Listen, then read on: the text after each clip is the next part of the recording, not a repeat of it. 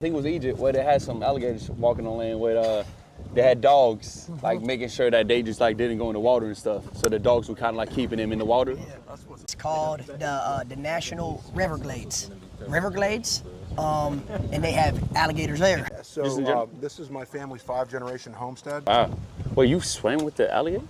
So I learned how to swim. No shot. Seriously. No bites or anything? Never. Wow. Never, ever? Never. Never. Wow. We've never had an alligator attack a human out here. Ever. Never? Never.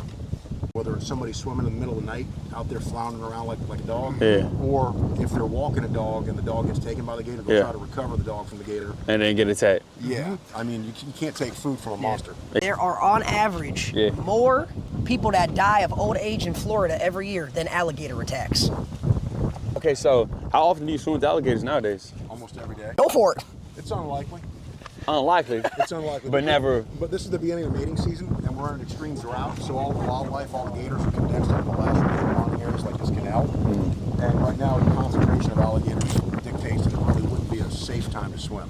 I see. Okay, because they're making babies and stuff. This time of year, they're territorial. Territorial. Normally, they're not as territorial, but this time of year, because they're in rut and they're in estrus, the males are in rut, and the females are in estrus. It does make them a little bit more cantankerous. So, quick question. Quick question. How would you say the alligators fornicate? How do they what? How do they fornicate? How do they have intercourse? Well, belly to belly. So there's no. Oh, it's belly to belly. Yeah. So how does that work even? So you see the gator right here, for example. I mean, that's the first gator of the day we can see right there, chat. Wow. Wow, that's a big boy. That's a female. Oh, sorry, that's a big. Of course, I knew that. That is an adult female. She's just over 7 feet. 7 feet. Yeah. The eye. Notice how the eyes are pronounced, kind of frog-like above the skull. Yeah. That's one telltale that it's a female. Also, she's very, very black. She has no yellow coloration. Hold on now. Okay. So a male that size will still have some yellow coloration on its side. Oh wow.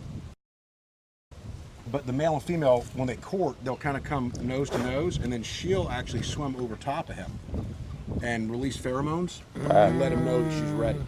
And then they will turn around? So she rides. And then they'll wind up swimming next to each other like that, and he'll kind of put his arm up over her, and she'll roll underneath of him. Oh, wow. They clench onto each other, and she'll be underwater for 10, 15 minutes till the deed is done. Before they do it, they bellow. Bellow. Oh, you know how they lift their head up and their tail up? Kind of like me, yeah. They vibrate the water on their back. Okay.